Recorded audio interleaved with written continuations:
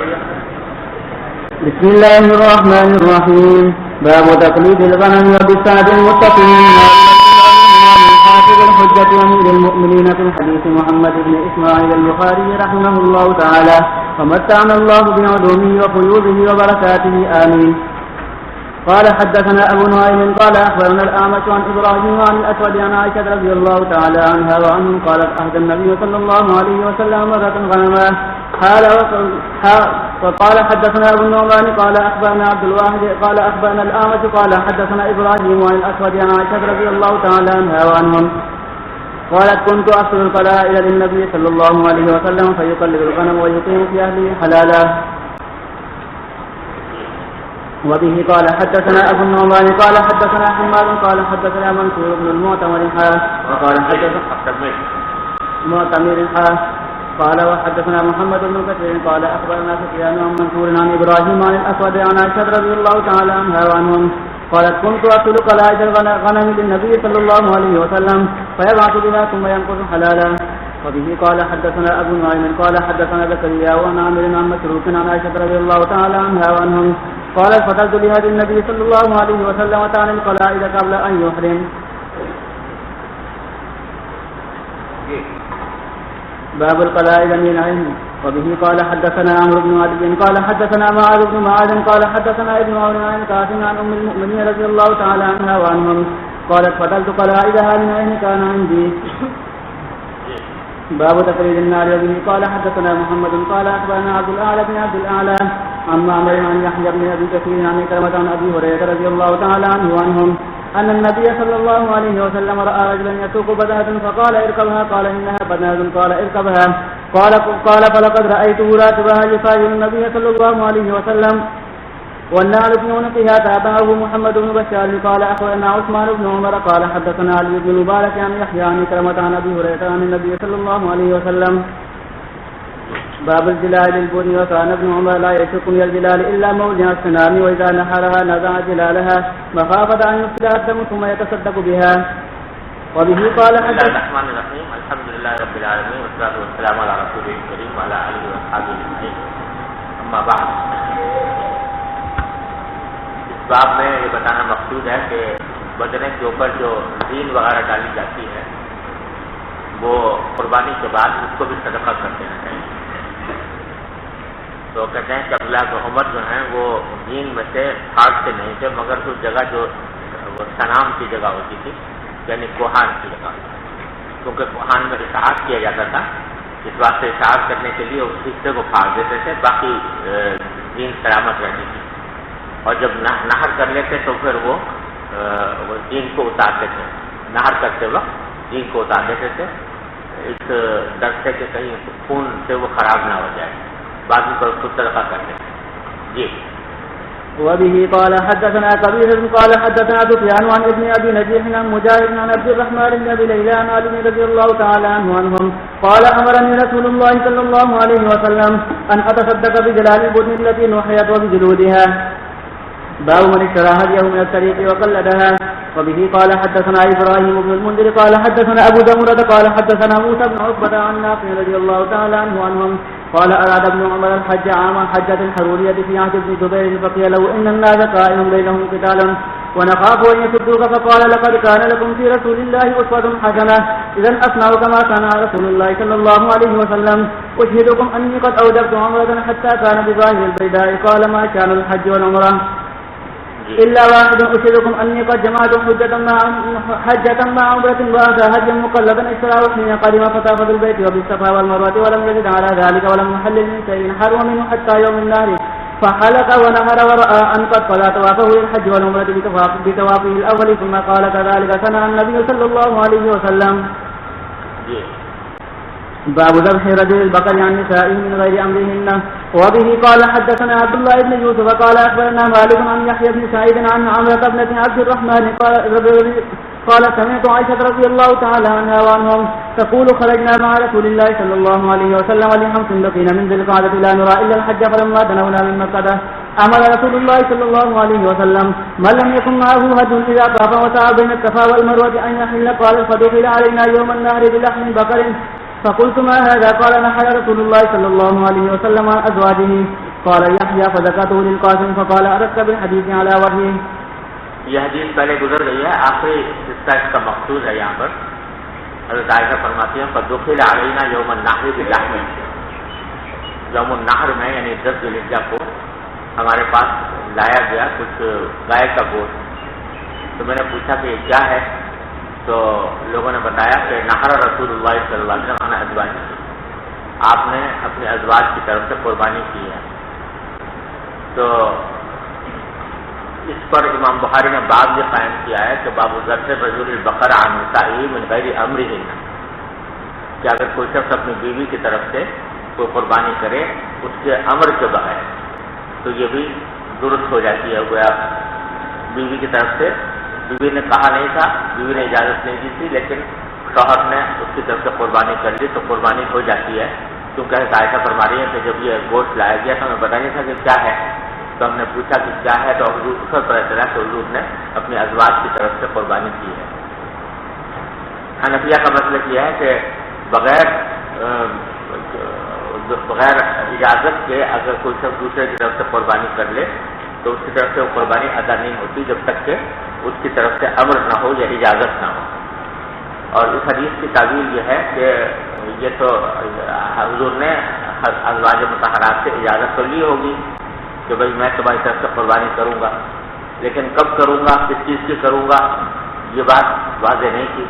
اب گوشت آپ نے اونٹوں کا بھی قربانی کیا تھا، وہ اونٹوں کا بھی گوشت آیا تھا، گائے کا بھی گوشت آیا تھا. حضرت عائشہ نے پوچھا کہ یہ کون سا گوشت ہے؟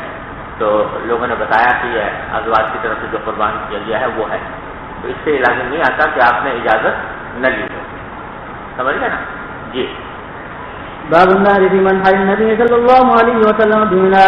وبه قال حدثنا اسحاق بن ابراهيم وسمع قائد بن الحارث حدثنا عباد الله بن عمر عن نافع رضي الله تعالى عنهم ان عبد الله كان ينحر في المنحر كان عباد الله منحر رسول الله صلى الله عليه وسلم.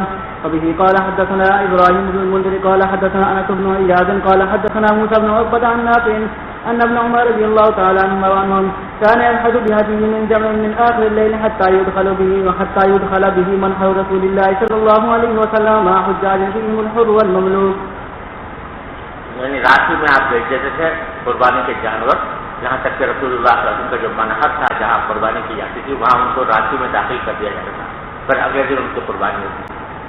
تو اس میں جو منحر کہا ہے نا، منحر اس سے معلوم ہے کہ رسول کریم صلی اللہ علیہ وسلم سے اس کو خاص جگہ مقرر تھی جہاں پر کہ قربانی کی جاتی ہے. تو مینا میں منحر ایک بنا ہوا ہے، اس وقت چلا آتا ہے، لیکن پورا مینا کا علاقہ سب منحر ہے. جی.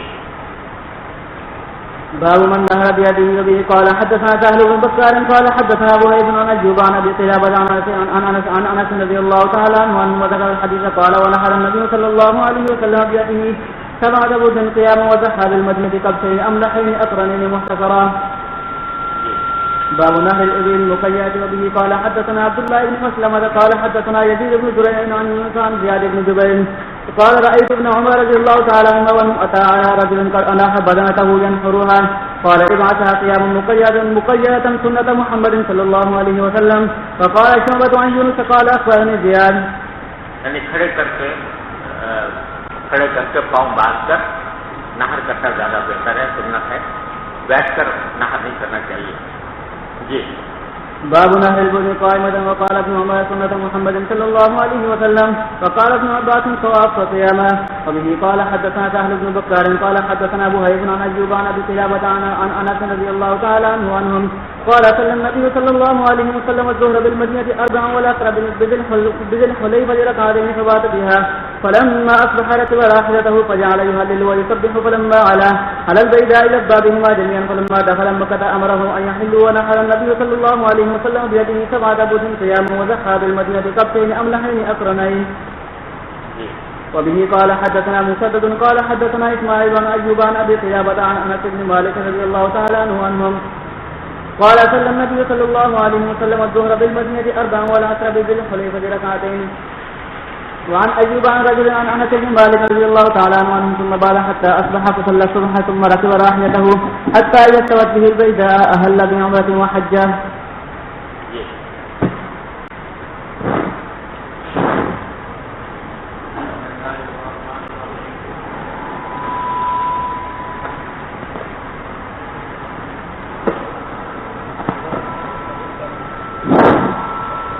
الله الرحمن الرحيم. وبالسند المتصل منا إلى الإمام الهمام الحافظ الحجة أمير المؤمنين في الحديث أبي عبد الله محمد بن إسماعيل البخاري رحمه الله تعالى متعنا الله بعلومه وفيوضه وبركاته آمين. باب يؤتي الجزاء من الحديث. قال حدثنا محمد بن كثير قال أخبرنا سفيان قال حدثني ابن أبي نجيح عن مجاهد بن عبد الرحمن بن أبي ليلى عن علي رضي الله تعالى عنه قال بعثني النبي صلى الله عليه وسلم فكنت على البدن فأمرني فقسمت لحمها ثم أمرني فقسمت جلالها وجلودها. وقال سفيان حدثني عبد الكريم عن مجاهد عن عبد الرحمن بن أبي ليلى عن علي رضي الله تعالى عنهم قال أمرني النبي صلى الله عليه وسلم أن أقوم على البدن ولا أوتي عليها شيئا في جزارتها. باب یعنی قصائی کو اجرت میں جانور کا کوئی حصہ اجرت کے طور پر دینا جائز نہیں ہے. اجرت اس کی الگ ہونی چاہیے.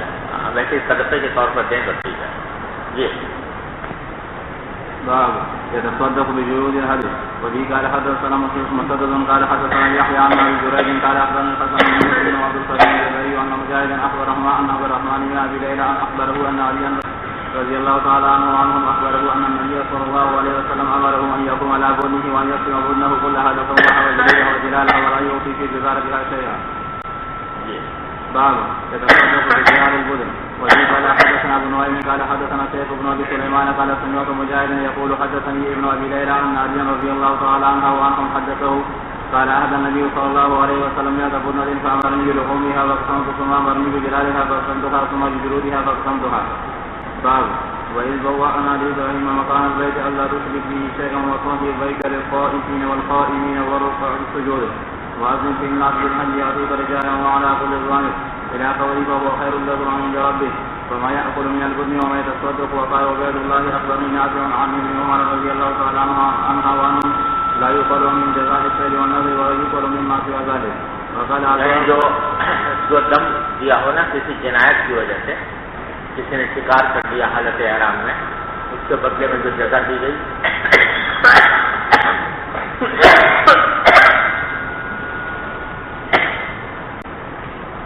اس کا کھانا جائز نہیں ہے.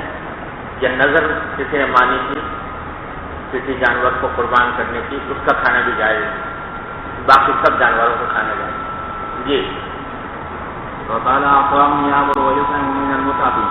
وبه قال حدثنا مسدد قال حدثنا يحيى عن ابي جريج قال حدثنا أقوام سمع ابن جابر بن عبد الله يقول كنا لا نأكل من لحوم بدننا فوق 3 منهم فرخص لنا النبي صلى الله عليه وسلم فقال تأكلوا وتزودوا فأكلنا وتزودنا. قال قلت لعطاء أقال حتى جئنا المدينة قال لا.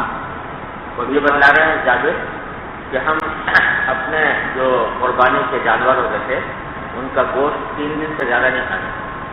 مینا کے جو 3 دن ہوتے ہیں بس ان میں کھاتے تھے. اس کے بعد اس کو اپنے ساتھ لے کر نہیں جاتے تھے. لیکن نبی کریم صلی اللہ علیہ وسلم نے اجازت دی. فرمایا کھا بھی لو اپنے زبدو اپنے ساتھ بھی لے جاؤ. چنانچہ تو اس کے بعد ہم نے کھایا بھی اور اپنے ساتھ بھی لے گئے.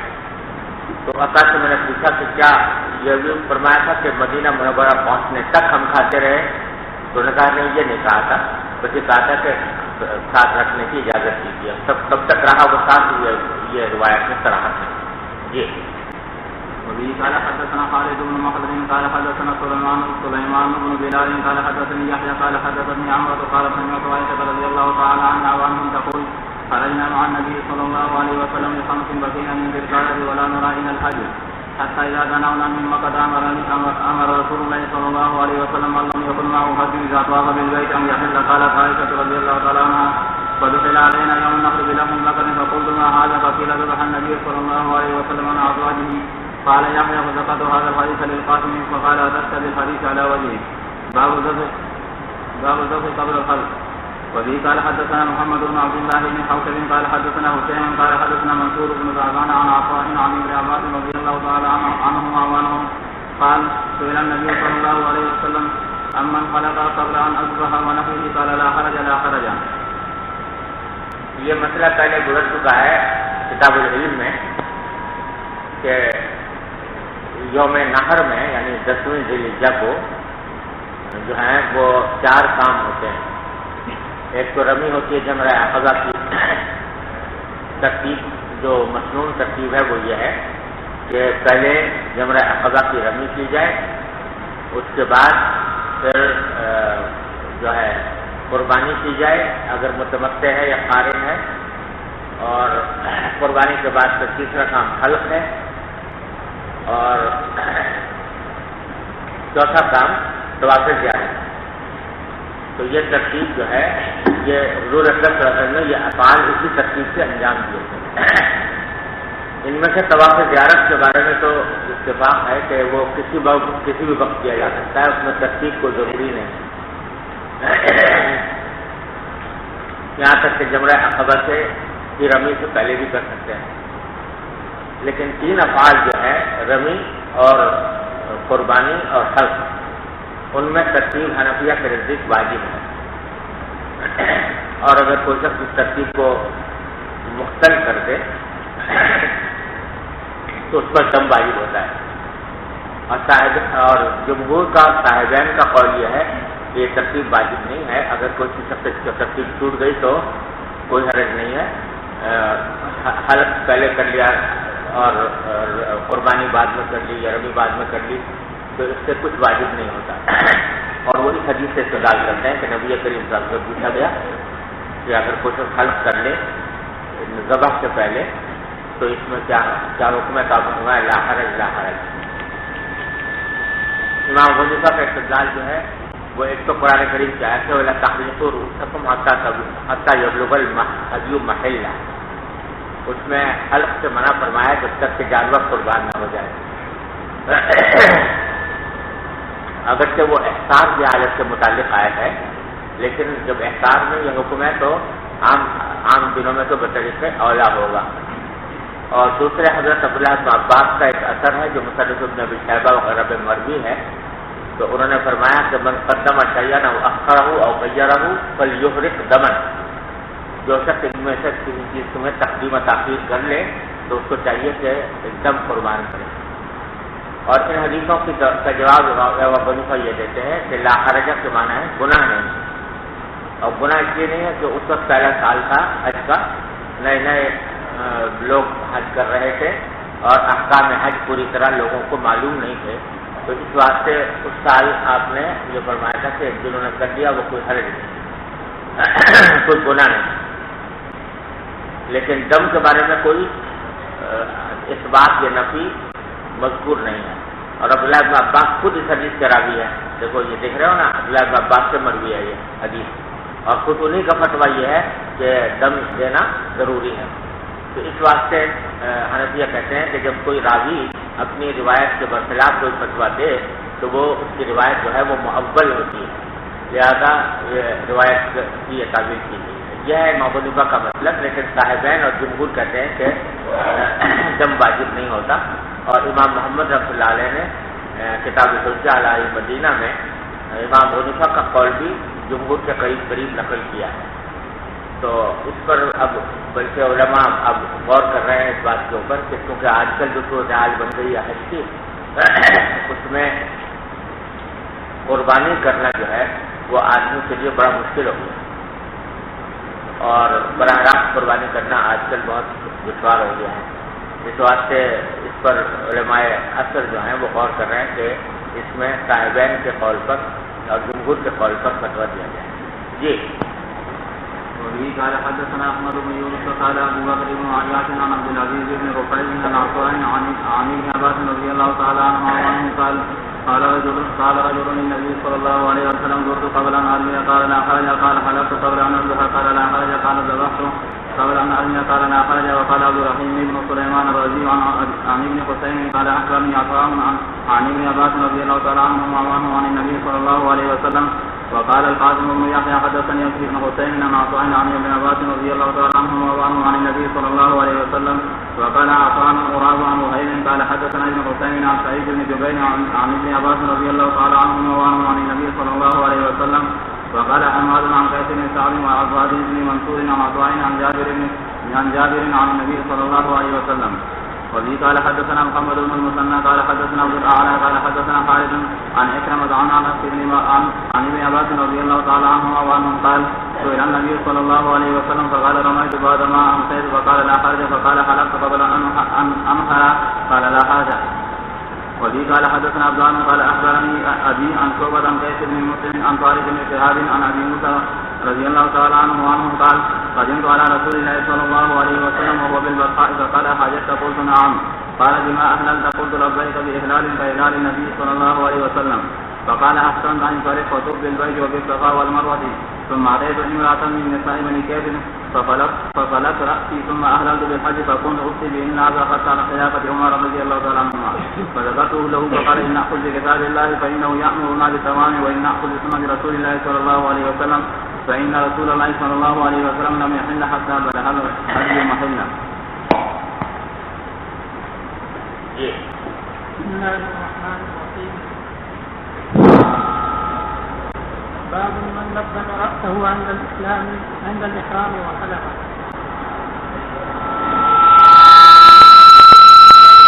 الهمام الحافظ الحجة أمير المؤمنين في الحديث أبي عبد الله محمد بن إسماعيل البخاري رحمه الله تعالى ومتعنا بعلومه وفيوضه وبركاته آمين.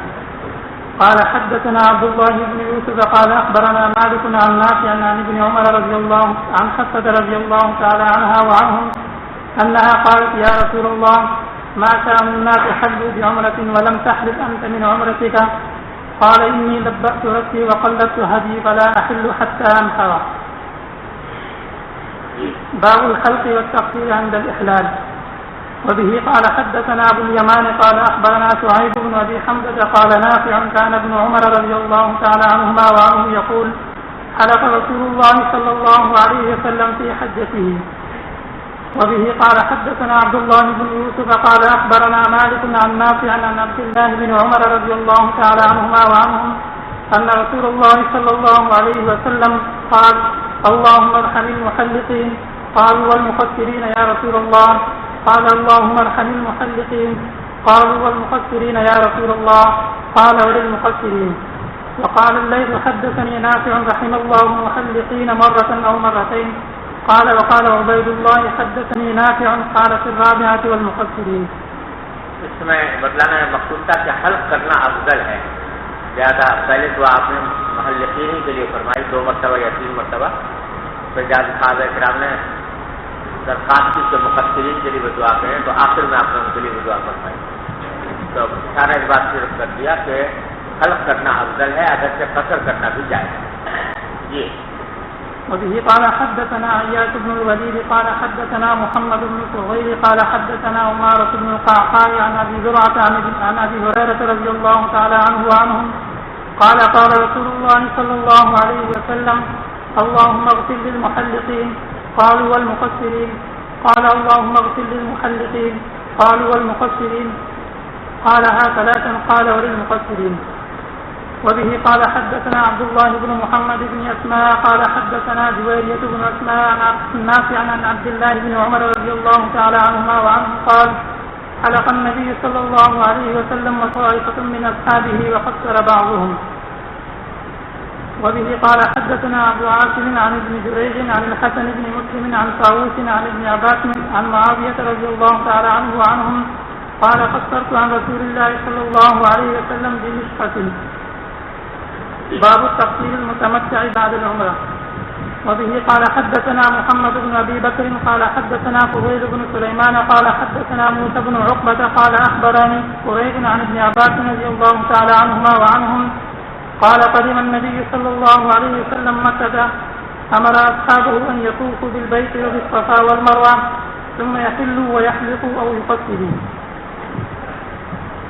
باب الزيارة يوم النحر. وقال أبو الزبير عن عائشة وابن عباس رضي الله تعالى عنهما وعنهم أخر النبي صلى الله عليه وسلم الزيارة إلى الليل. ويذكر عن أبي حسان عن ابن عباس رضي الله تعالى عنهما وعنهم أن النبي صلى الله عليه وسلم كان يزور البيت أياما منها. وقال ایک منٹ بات سن لو. یہاں پر جو حضرت عائشہ رضی اللہ عنہ عباس سے روایت موجود ہے تأخر النبی صلی اللہ علیہ وسلم زیارت الی اللیل کہ آپ نے طواف زیارت کو مؤخر کیا رات تک. اس سے بات بظاہر یہ معلوم ہوتی ہے کہ آپ نے طواف زیارت رات کے وقت میں کیا تھا، لیکن دوسری تمام روایات میں یہ بات ثابت ہے کہ دن کے وقت کیا تھا اور ظہر سے پہلے کر لیا تھا. اور یہ بھی عجیب معجزہ ہے نبی کریم صلی اللہ علیہ وسلم کا کہ اس تاریخ میں 10 تاریخ کو آپ صبح کے وقت میں تو مزدلفہ میں تھے، مزدلفہ میں وقوف کیا، وہاں سے مینا تشریف لائے، مینا میں جمرہ عقبہ کی رمی فرمائی، پھر اس کے بعد 63 اونٹ قربان فرمائے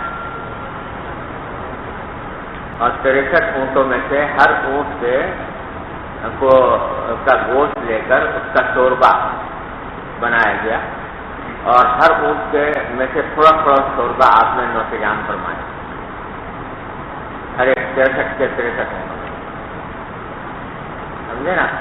اس کے بعد حلق فرمایا، حلق فرما کر پھر مکہ مکرمہ تشریف لے گئے، طواف زیارت کیا اور طواف زیارت کے بعد صحیح فرمائی اور واپس آ کر ظہر کی نماز میں نہ لگے.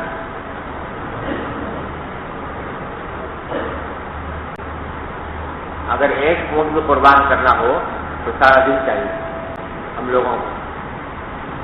63 اونٹ قربان کیا، قربانی نہیں کہ قربان کر کے چھوڑ کے چلے گئے، بلکہ گوشت کا شوربہ بھی بنایا، اس سے تھوڑا سا اس میں سے تھوڑا نوش بھی فرمایا اور پھر طواف زیارت کر کے واپس آ کر ظہر کی نماز بنا کر جو معجزہ ہی ہے نبی کریم صلی اللہ علیہ وسلم. تو تمام روایات اس پر شاہد ہیں کہ طواف زیارت آپ نے دن میں کیا تھا. اور اس روایت میں یہ ہے کہ آپ نے زیارت کو مؤخر کیا رات تک. تو اس کی توجیہ بعض حضرات نے یہ کی ہے کہ زیارت سے مراد یہاں پر طواف زیارت نہیں ہے بلکہ مکہ مکرمہ جانا ہے، کیونکہ مینا کی راتوں میں آپ جا کر طواف نفلی طواف کیا کرتے تھے، تو وہ مراد ہے.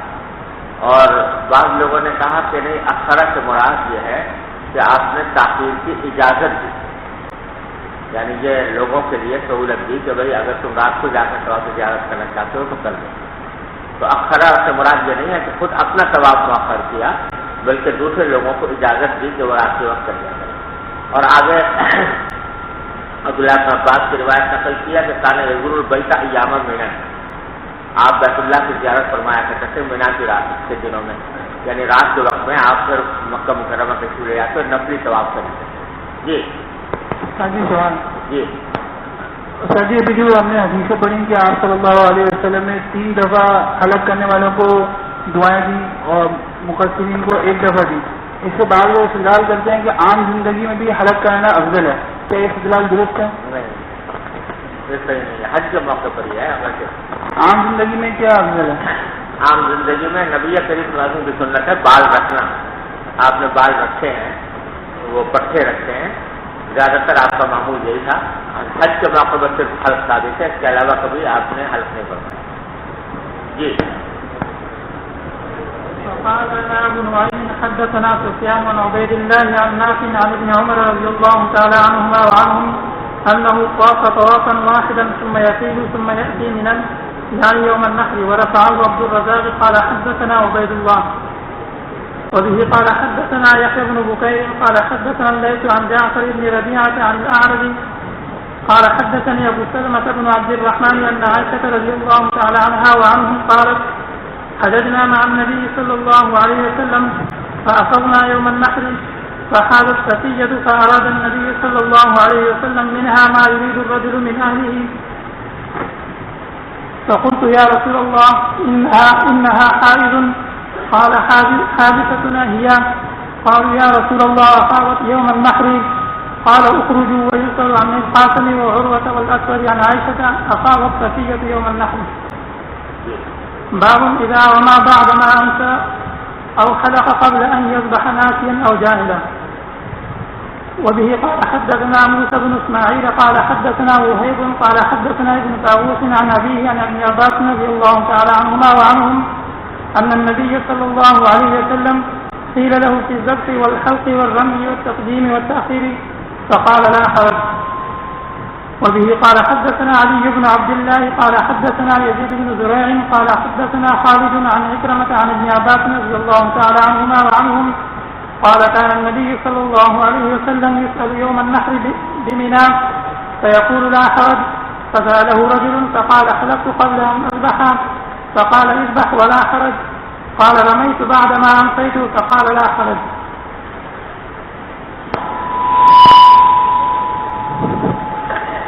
بسم الله الرحمن الرحيم. باب الفتح على الدابة عند الجمرة. السند المتصل منا إلى الشيخ الإمام الحافظ الحجة أمير المؤمنين في الحديث أبي عبد الله محمد بن إسماعيل البخاري رحمه الله تعالى ومتعنا بعلومه وفيوزه وبركاته آمين.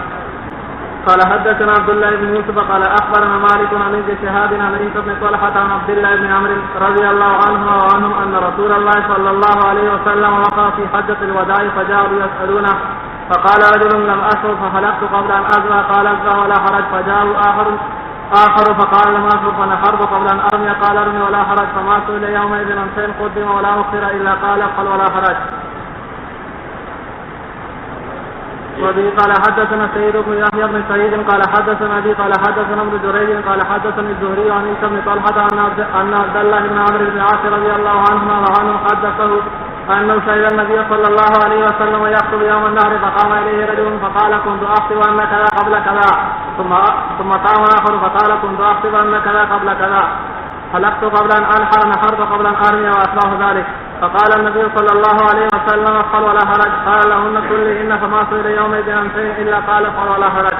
وبه قال حدثنا إسحاق بن منصور قال حدثنا يعقوب بن إبراهيم قال حدثنا أبي عن صالح عن ابن شهاب قال حدثني عيسى بن طلحة بن عبيد الله أنه سمع عبد الله بن عمرو بن العاص رضي الله عنهما وعنهم قال وقف رسول الله صلى الله عليه وسلم على ناقته فذكر الحديث. تابعه معمر عن الزهري. باب الخطبة أيام منى. وبه قال حدثنا علي بن عبد الله قال حدثنا يحيى بن سعيد قال حدثنا فضيل بن عثمان قال حدثنا عكرمة عن ابن عباس رضي الله عنهم أن رسول الله صلى الله عليه وسلم خطب الناس يوم النهر فقال يا أيها الناس أي يوم هذا؟ قالوا يوم حرام. یہ بات سمجھ لو کہ خطبہ جو ہے عرفات کا جو خطبہ ہے وہ تو مناسک کا حصہ ہے اور ہر حج میں ضروری ہے. مینا کے اندر کوئی خطبہ دینا یہ مناسک کا حصہ نہیں ہے، لیکن نبی کریم صلی اللہ علیہ وسلم نے خطبہ دیا ضرورت کی وجہ سے. تو وہ اگر دوسرے لوگوں کے لیے کوئی ضروری نہیں کہ مینا میں بھی کوئی خطبہ دیں، لیکن اگر کوئی دے بھی دے تو کوئی مذائقہ بھی نہیں. جی وبه قال حدثنا علي بن عبد الله قال حدثنا يحيى بن سعيد قال حدثنا فضيل بن عثمان قال حدثنا عكرمة عن ابن عباس رضي الله عنهما وعنه أن رسول الله صلى الله عليه وسلم خطب الناس يوم النهر فقال يا أيها الناس أي يوم هذا؟ قالوا يوم حرام. فقال فأي بلد هذا؟ قالوا بلد حرام. قال فأي شهر هذا؟ قالوا شهر حرام. قال فإن دماءكم وأموالكم وأعراضكم عليكم حرام كحرمة يومكم هذا في بلدكم هذا في شهركم هذا. فعادها مرارا ثم رفع رأسه فقال اللهم هل بلغت اللهم هل بلغت. قال ابن عباس رضي الله عنهما وعنهم فوالذي نفسي بيده إنا لوصيته إلى أمتي فليبلغ السائل والغائب لا ترجوا بعد كفارا يضرب بعضكم ركاب بعض. وبه قال حدثنا حفص بن عمر قال حدثنا ثوبت قال أخبرني أمر قال سمعت جابر بن زيد قال سمعت ابن عباس رضي الله عنهما وعنهم قال سمعت النبي صلى الله عليه وسلم يخطب بعرفات. تابعه ابن عيينة عن أمر. وبه قال حدثني عبد الله بن محمد قال حدثنا أبو عامر قال حدثنا قرة عن محمد بن سيرين قال أخبرني عبد الرحمن بن أبي بكرة عن أبي بكرة ورجل أفضل في نفسه من عبد الرحمن حميد بن عبد الرحمن عن أبي بكرة رضي الله عنه وعنه قال خطبنا النبي صلى الله عليه وسلم يوم النهر فقال أتدرون أي يوم هذا؟ قلنا الله ورسوله أعلم. فسكت حتى ظننا أنه سيسميه بغير اسمه. قال أليس يوم النهر؟ قلنا بلى. قال أي شهر هذا؟ قلنا الله ورسوله أعلم. فسكت حتى ظننا أنه سيسميه بغير اسمه. قال أليس ذا الحج؟ قلنا بلى. قال أي بلد هذا؟ قلنا الله ورسوله أعلم. فسكت حتى ظننا أنه سيسميه بغير اسمه. قال أليس بالبلد الحرام؟ قلنا بلى. قال فإن دماءكم وأموالكم عليكم حرام كحرمة يومكم هذا في شهركم هذا في بلدكم هذا إلى يوم تلقون ربكم ولا هل بلغت؟ قالوا نعم. قال اللهم اشهد فليبلغ الشاهد الغائب فرب مبلغ أوى من سامع ولا ترجو بعض الكفار يضرب بعضكم رقاب بعض. وبه قال حدثنا محمد بن المثنى قال حدثنا يزيد بن هارون قال أخبرنا عاصم بن محمد بن زيد عن أبيه عن ابن عمر رضي الله عنهما وعنه قال النبي صلى الله عليه وسلم بيننا تدرون أي يوم هذا؟ قالوا الله ورسوله أعلم. قال فإن هذا يوم حرام. أفتدرون أي بلد هذا؟ قالوا الله ورسوله أعلم. قال بلد حرام. قال تدرون أي شهر هذا؟ قالوا الله ورسوله أعلم. قال شهر حرام. قال فإن الله حرم عليكم دماءكم وأموالكم وأعراضكم كحرمة يومكم هذا في شهركم هذا في بلدكم هذا.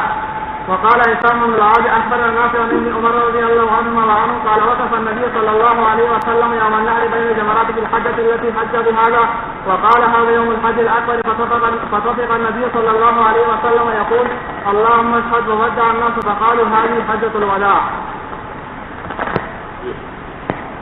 بسم الله الرحمن الرحيم. باب هل يجوز أصحاب السقاية أو غيرهم بمكة ليالي منها؟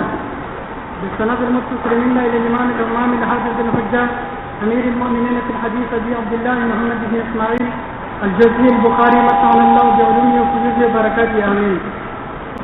قال حدثنا محمد بن عبيد بن ميمون قال حدثنا عيسى بن يونس عن عبيد الله عن نافع عن ابن عمر رضي الله تعالى عنهما وعنهم أخذ النبي صلى الله عليه وسلم قال وحدثني يحيى بن موسى قال حدثنا محمد بن بكر قال أخبرنا ابن جريج قال أخبرني عبد الله عن نافع عن ابن عمر رضي الله تعالى عنهما وعنهم أن النبي صلى الله عليه وسلم أذن.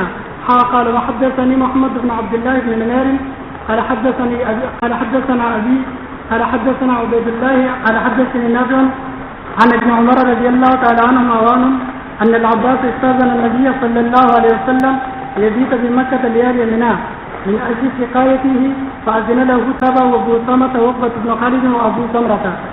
باب رمي الجمار. وقال جابر رضي الله تعالى عنه رمى النبي صلى الله عليه وسلم يوم النحر ضحى ورمى بعد ذلك بعد الزوال. وبه قال حدثنا ابو نعيم قال حدثنا مصر بن الوبرة قال سألت ابن عمر رضي الله تعالى عنهما وعنهم متى أرمي الجمارة؟ قال إذا رمى إمامك فرمي. فعرضت عليه المسألة قال كنا نتحين فإذا زالت الشمس رمينا. باب رمي 3 दिन की रमी जो होती है उनमें से पहले दिन तो सिर्फ जमरा अक़बा की रमी है और वो तुलू आफ्ताब के बाद किसी वक्त की जा सकती है, लेकिन बाकी 2 दिनों में जो रमी है वो ज़वाल के बाद होती है। तो जहाँ पर हज़रत जाबिर अब्दुल्लाह बिन उमर से पूछा कि कब रमी करूँ, तो उन्होंने फरमाया जब तुम्हारा इमाम रमी करे तुम भी करो। फिर मैंने दोबारा पूछा तो उन्होंने कहा कि हम इंतज़ार किया करते थे यहाँ तक कि जब ज़वाल हो जाता था फिर रमी करते थे। चुनांचे अइमा अरबा यही कहते हैं कि दोनों दिनों में रमी जो है वो बाद ज़वाल होनी चाहिए। अलबत्ता एक रिवायत हसन इब्न ज़ियाद से इमाम से मरवी है, हसन इब्न ज़ियाद की रिवायत कि 12वीं तारीख को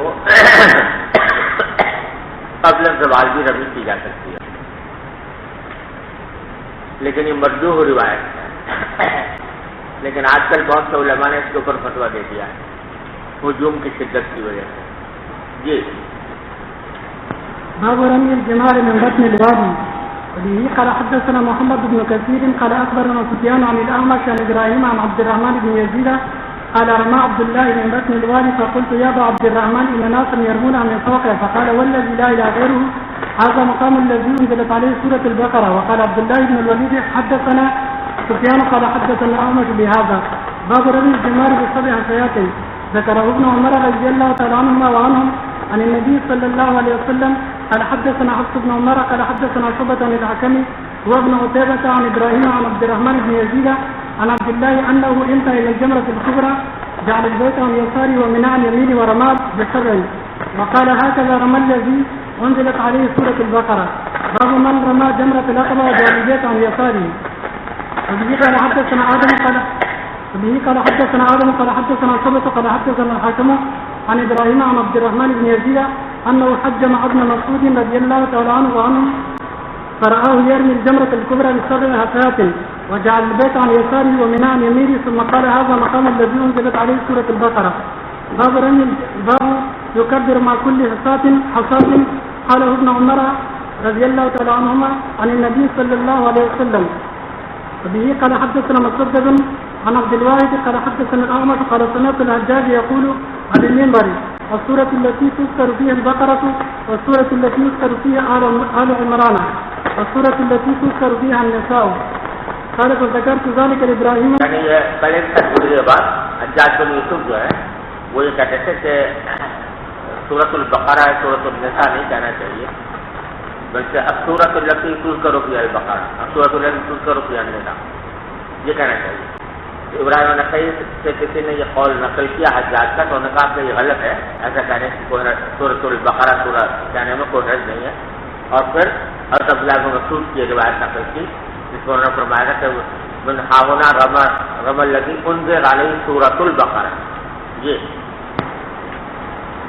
قال فذكرت ذلك لإبراهيم فقال حدثني عبد الرحمن بن يزيد أنه كان مع ابن مسعود رضي الله تعالى عنهما وعنهم حين رمى جمرة العقبة فاستبطن الوادي حتى إذا حاذى بالشجرة اعترضها فرمى بسبع حصيات يكبر مع كل حصاة ثم قال: من ها هنا والذي لا إله غيره قام الذي أنزلت عليه سورة البقرة. باب من رمى جمرة العقبة ولم يقف. قال ابن عمر رضي الله تعالى عنهما وعنهم عن النبي صلى الله عليه وسلم: باب إذا رمى الجمرتين يقوم مستقبل القبلة ويسهل.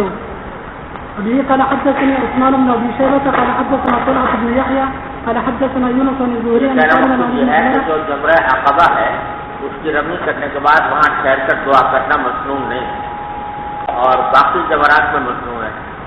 جب جمرہ اولا جمرہ وسطی کی رمی کی جائے تو رمی کے بعد تھوڑی دیر ٹھہر کر دعا کرنا. جی.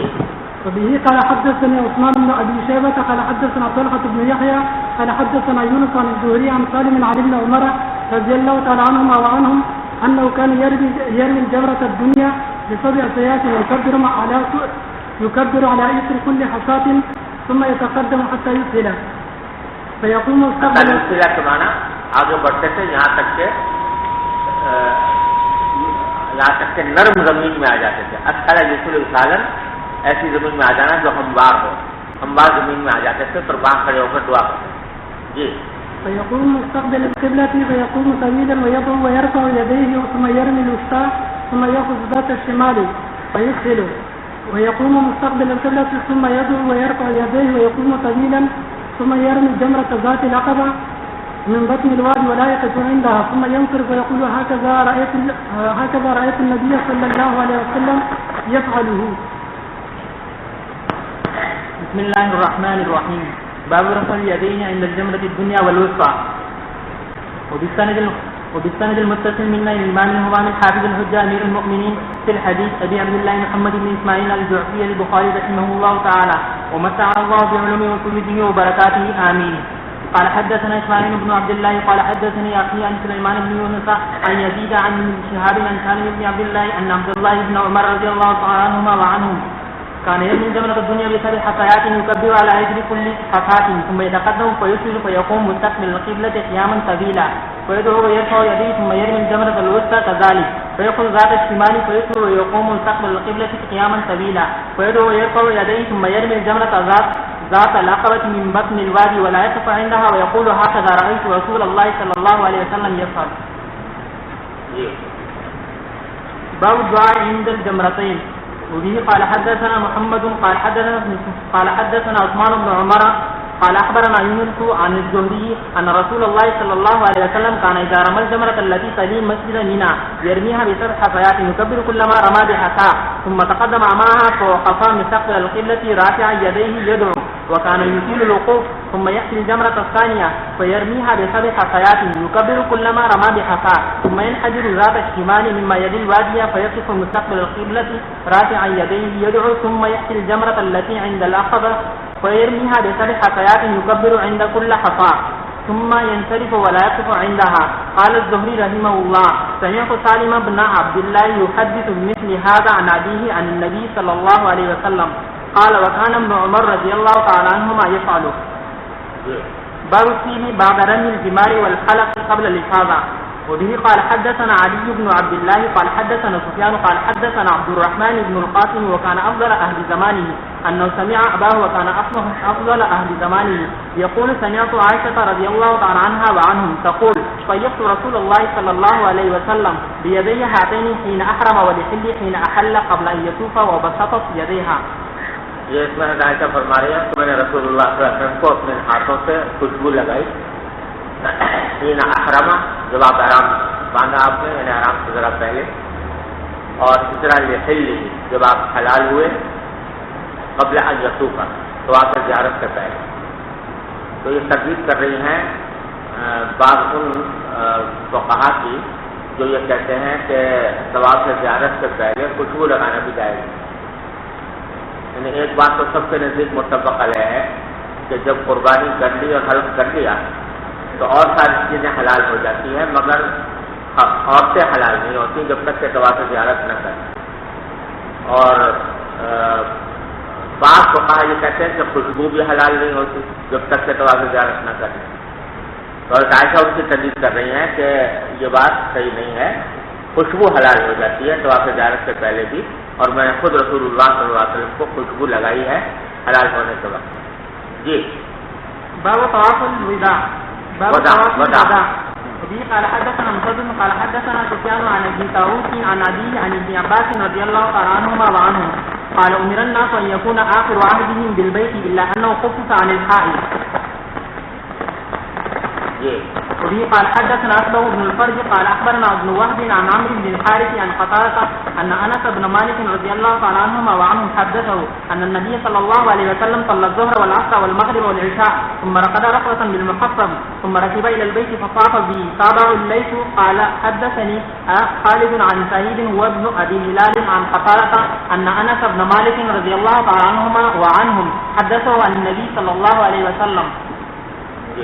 باب إذا حاضت المرأة بعدما أفاضت. وبه قال حدثنا عبد الله بن يوسف قال أخبرنا مالك عن عبد الرحمن بن القاسم عن أبيه أن عائشة رضي الله تعالى عنها وعنهم أن صفية بنت حيي زوج النبي صلى الله عليه وسلم حاضت، فذكر ذلك لرسول الله صلى الله عليه وسلم فقال أحارستنا هي؟ قالوا إنها قد أفاضت. قال فلا إذن. وبه قال حدثنا ابن نعمان قال حدث حماد عن أيوب عن عكرمة أن أهل المدينة سألوا ابن عباس رضي الله تعالى عنهما وعنهم عن امرأة طافت ثم حاضت قالت لهم تنفر، قالوا لا نأخذ بقولك وندع قول زيد. قال إذا قدمتم المدينة فاسألوا، فقدموا المدينة فسألوا فكان في من سألوا أم سليم رضي الله تعالى عنها فذكرت حديث صفية رضي الله تعالى عنها رواه خالد وقتادة عن عكرمة. یہ عكرمة کی روایت ہے ان اہل مدینہ کی سأل ابن عباس، اہل مدینہ نے عبداللہ ابن عباس سے پوچھا عن امرأۃ طافت ثم حاضت، اس عورت کے بارے میں جس نے طواف زیارت کر لیا اور پھر اس کو حیض آ گیا، یعنی طواف وداع کرنے سے پہلے حیض آ گیا، طواف زیارت کر چکی ہے، طواف وداع نہیں کیا، اس وقت حیض آ گیا، تو کیا وہ بغیر طواف وداع کے اپنے گھر جا سکتی ہے یا نہیں؟ یہ سوال کیا حضرت عبداللہ بن عباس سے. تو قال لهم، عبداللہ بن عباس نے جواب میں فرمایا کہ تنفر، کہ وہ جا سکتی ہے، یعنی طواف وداع کیے بغیر جا سکتی ہے، طواف وداع اس کے ذمے سے ثابت ہو جاتا ہے. تو ان اہل مدینہ نے کہا کہ لا ناخذ بقولک وندع قول زید، ہم آپ کے قول کو نہیں اختیار کریں گے اور زید ابن ثابت کے قول کو نہیں چھوڑیں گے. یعنی زید ابن ثابت رضی اللہ تعالیٰ عنہ جو مدینہ منورہ میں تھے، ان کا قول یہ تھا کہ چاہے حیض آ جائے عورت کو تب بھی اس کے لیے واجب ہے کہ وہ پاک ہونے تک انتظار کرے، انتظار کر کے جب طواف وداع کر کے پھر باندھ جائے، یعنی حائضہ کے ذمے سے طواف وداع ثابت نہیں ہوتا. یہ قول تھا زید ابن ثابت کا. تو انہوں نے کہا کہ ہم آپ کے قول کو لے کر ان کے قول کو نہیں چھوڑیں گے. ندع، یہ واو صرف ہے، یہ لا ناخذ بقولک وندع قول زید، یہ واو صرف ہے، اس لیے ان مقدر ہے اس کے بعد. ایسا نہیں کریں گے کہ ہم آپ کے قول کو لے لیں اور ان کے قول کو چھوڑ دیں. اور اسی سے حضرت علامہ شبیر رحمۃ صاحب عثمانی رحمۃ اللہ علیہ نے استدلال کیا ہے تقلید شخصی پر. یہ اہل مدینہ جو ہیں یہ تقلید شخصی کرتے تھے کس کی؟ اگر زید بن ثابت کی، اسی لیے یہ کہا کہ ہم آپ کے قول پر عمل نہیں کریں گے، ان پر کریں گے۔ اچھا، قال اذا قدمتم المدینہ، تو حضرت عبداللہ بن عباس نے کہا کہ جب تم مدینہ آؤ فاسألوا، تو وہاں جا کر سوال کر لینا، یعنی لوگوں سے علماء سے سوال کر لینا۔ فقدموا المدینہ فسألوا، وہاں جا کر انہوں نے سوال کیا، فکان فی من سألوا ام سلیم، تو جن لوگوں سے سوال کیا ان میں ام سلیم بھی داخل تھی۔ فذکرت حدیث صفیہ، تو انہوں نے صفیہ والی حدیث سنائی جو پہلے کئی بار گزر گئی ہے، تو ان کو حیض آ گیا تھا، تو آپ نے فرمایا تھا کہ اگر طواف زیارت کر چکی ہیں تو یہ جا سکتی ہیں طواف وداع کے بغیر۔ جی وبه قال حدثنا مسلم قال حدثنا وهيب قال حدثنا ابن طاووس عن أبيه عن ابن عباس رضي الله تعالى عنهما وعنهم قال رخصت للحائض أن تنفر إذا فاضت. قال وسمعت ابن عمر رضي الله تعالى عنهما يقول إنها لا تنفر، ثم سمعت يقول بعض أن النبي صلى الله عليه وسلم رخص لهن. وبه قال حدثنا ابو النعمان قال حدثنا ابو عوانة عن منصور عن ابراهيم عن الاسود عن عائشة رضي الله تعالى عنها وعنهم قال خرجنا مع النبي صلى الله عليه وسلم ولا نرى الا الحج، فقدم النبي صلى الله عليه وسلم فطاف بالبيت وبين الصفا والمروة ولم يحل، وكان معه الهدي، فطاف من كان معه من نسائه واصحابه وحل منهم من لم يكن معه الهدي، فقالت هي فنسكنا مناسكنا من حجنا. فلما كان ليلة الحقبة ليلة النفر قالت يا رسول الله كل أصحابك يبدو بحج وعمرة غيري؟ قال ما كنت تطوفين بالبيت ليالي قدمنا؟ قلت بلى. قال فاخرجي مع أخيك إلى التنعيم فأهل بعمرة وموعدك مكان كذا وكذا. فخرجت مع عبد الرحمن إلى التنعيم فأهللت بعمرة وحارت صفية بنت حيي رضي الله تعالى عنها، فقال النبي صلى الله عليه وسلم أقرأ حلقة إنك لحادثتنا أما كنت تفتي يوم النهر؟ قالت بلى. قال فلا بأس انفري، فلقيت مسعدا على أهل مكة وأنا منحدثة أو أنا مسعدة وهو منحدث. وقال مصطفى قلت لا تابعوا دليل عن منصور في قوله لا. اس کا ایک سوال ہے، طواف زیارت سے پہلے اگر کسی عورت کو حیض آ جائے اور جہاز بھی اس کا تیار ہو تو ابھی وہ پاک بھی نہیں، تو کیا حکم؟ یہ بڑا مشکل مسئلہ ہے، یعنی ائمہ اربعہ کے قول کے مطابق کوئی گنجائش وظاہر نہیں ہے اس کے لیے، لہذا اس کو کوشش یہی کرنی چاہیے کہ واپسی جو ہے وہ مؤخر کرے کسی نہ کسی طرح۔ لیکن آج کل حالات ایسے ہو گئے ہیں کہ مؤخر کرنا جو ہے وہ اپنے اختیار میں بھی نہیں رہا اور عورت کے لیے بڑا سخت مشکل ہے۔ تو اس لیے وہ مسئلہ ہے کہ جس میں علامہ ابن تیمیہ نے امام ابو حنیفہ کے قول کا سہارا لیا، سمجھے نا؟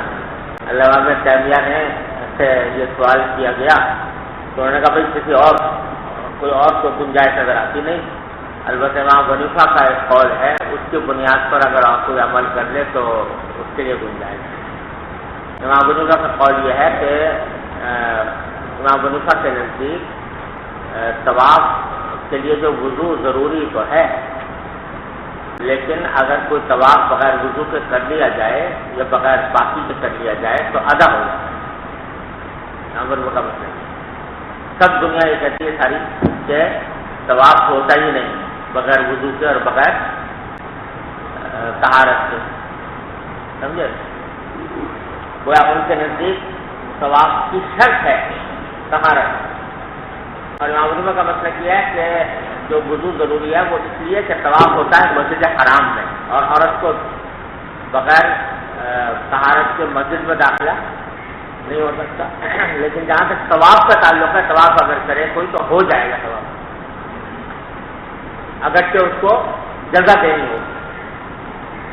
تو امام حنیفہ کا ایک مسئلہ یہ ہے کہ اگر ایک عورت حالت حیض میں طواف کر لے تو طواف ادا ہو جائے گا، اگرچہ اس کے اوپر بدنہ لازم، طواف سے زیارت اگر کر لے اور طواف سے زیارت کر کے طواف سے زیارت کر لے، طواف سے زیارت ادا ہو جائے گا، البتہ بدنہ دینا ہوگا، سمجھے؟ تو علامہ تیمیہ کہتے ہیں کہ اور کہیں گنجائش نہیں ملی سوائے امام ابو حنیفہ کے اس قول سے۔ تو اب یہ آخری بات ہے، اگر کوئی اور صورت کارگر نہ ہو، آج کل تو ویسے بھی دوائیں آ گئی ہیں ایسی کہ عورتیں اگر دوائیں کھا لیں تو حیض آنے سے رک جاتا ہے، ایسی دوائیں کھا لیں، سمجھے، یا حیض آنے سے پہلے کوئی ایسی تدبیر کر لے کہ روئی وغیرہ رکھ لے کہ جس کی وجہ سے وہ خون آئے نہیں۔ اول تو تدبیر یہ کرنی چاہیے، لیکن اگر یہ کوئی تدبیر کارگر نہ ہو تو پھر دوسرا کام یہ ہے کہ اپنی روانگی کو مؤخر کرے۔ روانگی کو مؤخر کرنا اگر بالکل ممکن نہ ہو تو آخری تدبیر یہ ہے کہ وہ نہا دھو کے اور اچھی طرح بظاہر پاک یعنی صاف ستھری ہو کر اور طواف زیارت کر لے، اور پھر بعد میں کیا کرے، بدنا۔ جی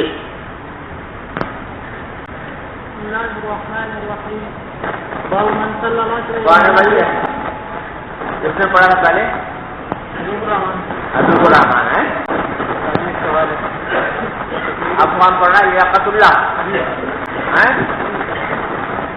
کون ہے بھائی؟ بتاؤ یار، ہاتھ اٹھاؤ۔ ہاں جی سر جی سوال ہے، ہاں فرمائیے۔ سر جی تقریر شخصی کے وجوب پہ اجماع ہوا ہے یا نہیں ہوا؟ کہاں پر؟ تقریر شخصی کے وجوب پر نہیں اجماع۔ یہ ائمہ اربعہ کے ایک مرتبہ جب ان کا مذہب مدون ہو گیا تھا تو کیا سارے لوگ تقریر شخصی نہیں کیا کرتے تھے؟ کرتے تھے، اور بات ہے مگر اجماع ہونا اور بات ہے میرے بھائی، یعنی عمل ہے، سارے عمل ہے، جمہور امت کا عمل ہے اس کے اوپر، لیکن یہ کہ اس کو اجماع نہیں کرتے۔ جی چلو بالسند المتصل بنا إلى الإمام الحمام الحافظ الحجة أمير المؤمنين في الحديث محمد بن إسماعيل البخاري رحمه الله تعالى مكانا بعلومه وفيوضه وبركاته آمين.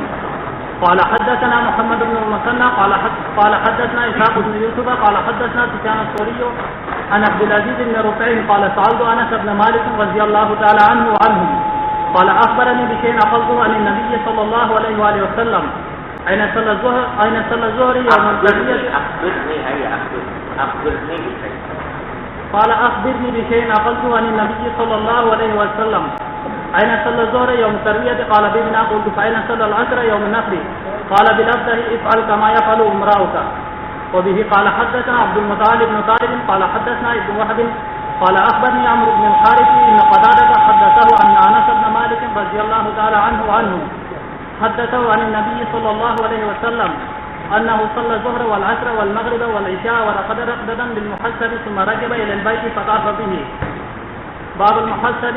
وبه قال حدثنا أبو نعيم قال حدثنا سفيان عن هشام عن أبيه عن عائشة رضي الله تعالى عنها وعنهم قالت إنما كان منزلا ينزله النبي صلى الله عليه وسلم ليكون أسمى لخروجه عن الأبتها.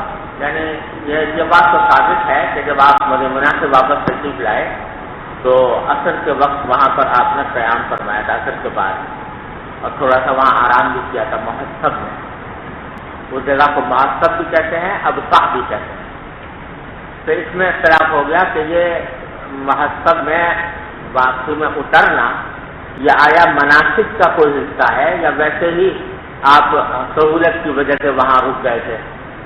تو زیادہ تر فقہا کا کہنا یہی ہے کہ یہ کوئی مناسک کا حصہ نہیں ہے، بلکہ آپ محض سہولت کی خاطر وہاں اتر گئے تھے۔ یہی الفاظ فرما رہی ہے کہ انما کان منزلا ينزله النبي صلی اللہ علیہ وسلم، یہ ایک منزل تھی جس پہ جا کر آپ اترے تھے تاکہ آپ کے لیے نکلنا مکہ مکرمہ سے آسان ہو، وہاں سے راستہ آسان تھا۔ تانل اب کہا چنانچہ اگلی حدیث میں حضرت بات کریں لیس التحصیب بشیء، یعنی تحصیب یعنی حسبہ محسب میں جا کر اترنا یہ کوئی سنت نہیں ہے، یعنی سنت خدا نہیں ہے، سنت مؤکدہ نہیں ہے، بلکہ حضور کی عادتاً آپ اتر گئے تھے۔ جی وبه قال حدثنا علي بن عبد الله قال حدثنا سفيان قال عمرو بن دينار عن عطاء عن ابن عباس رضي الله تعالى عنهما وعنهم قال ليس التحقيق بشيء انما هو منزل نزله رسول الله صلى الله عليه وسلم. باب النزول بذي طوى قبل ان يدخل مكة ونزول البطحاء التي بذي الخليفة اذا رجع من مكة. وبه قال حدثنا ابراهيم بن المنذر قال حدثنا ابو زمرة قال حدثنا موسى بن عقبة عن نافع ان ابن عمر رضي الله تعالى عنهما وعنهم كان يبيت بذطوان بين الثنيتين ثم يدخل من الثنية التي بعال مكة، وكان إذا قدم مكة حاجا أو معتمرا لم ينح ناقته إلا عن باب المسجد ثم يدخل فيأتي الركن الأسود فيبدأ به ثم يطوف 7 3 ساعا و4 مشيا ثم ينصرف فيصلي سجدتين ثم ينطلق قبل أن يرجع إلى منزله فيطوف بين الصفا والمروة. وكان إذا صدر عن الحج أو العمرة أناخ بالبطحاء التي بذي الخليفة التي كان النبي صلى الله عليه وسلم ينيخ بها.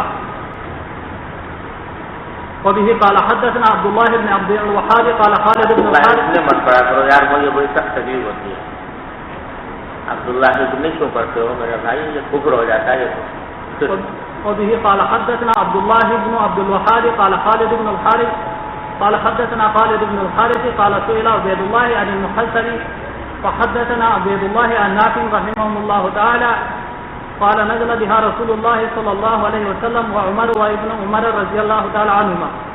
وعن نافع ان ابن عمر رضي الله تعالى عنهما كان يصلي بها يعني المحصر الظهر والعصر احسبه قال والمغرب. قال خالد لا اشك في العشاء ويهجو حجبا ويذكر ذلك عن النبي صلى الله عليه وسلم.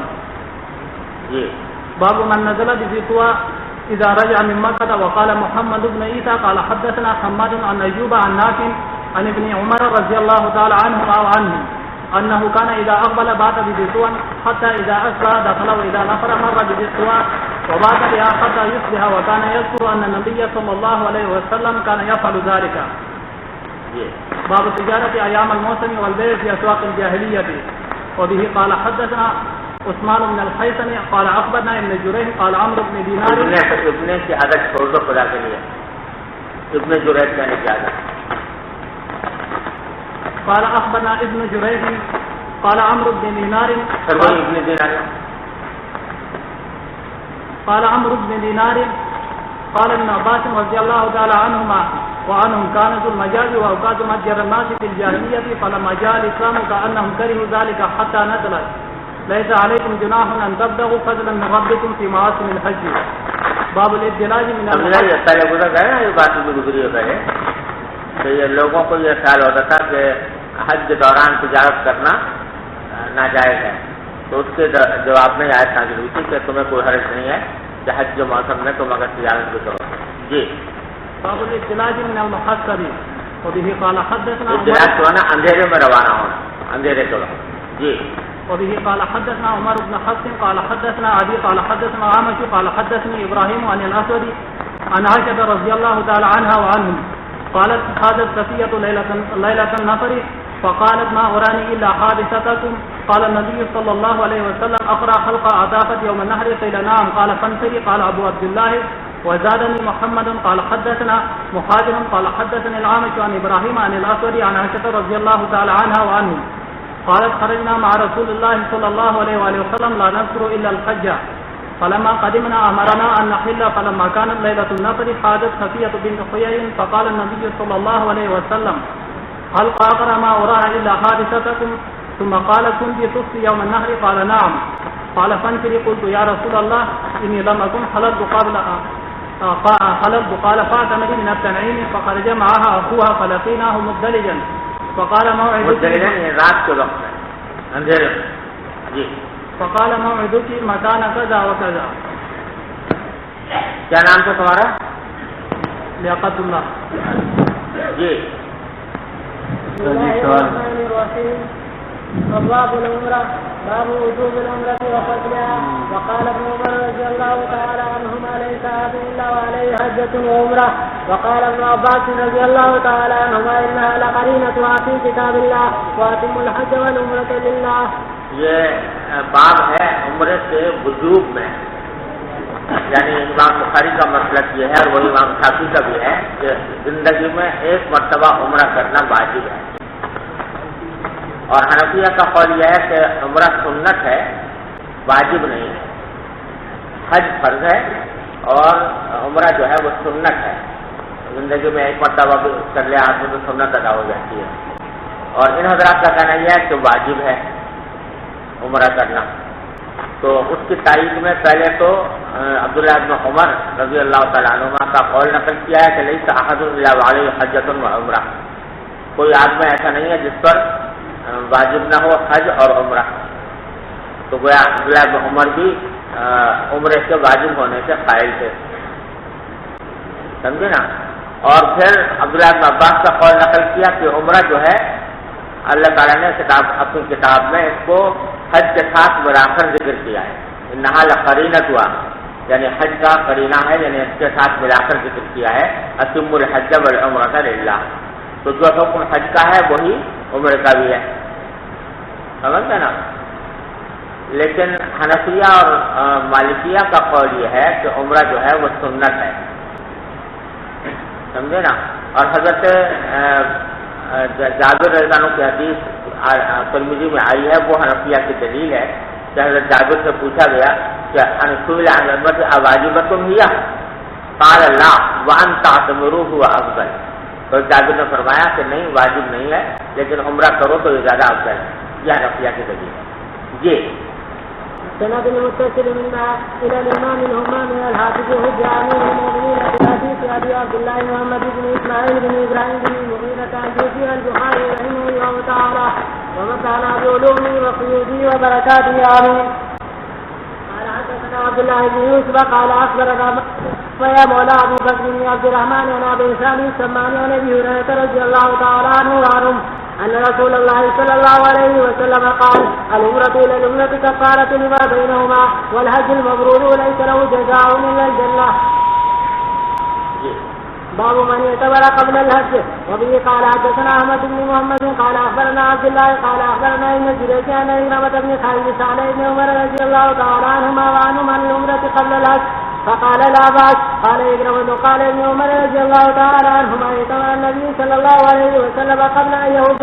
وقال إبراهيم بن إسحاق عن ابن إسحاق قال حدثني عكرمة بن خالد قال سألت ابن عمر رضي الله تعالى عنهما وعنهم مثله. وبه قال حدثنا ابن ابي قال حدثنا ابو عاصم قال اخبرنا ابن جريج قال عكرمة بن خالد سألت ابن عمر رضي الله تعالى عنهما مثله.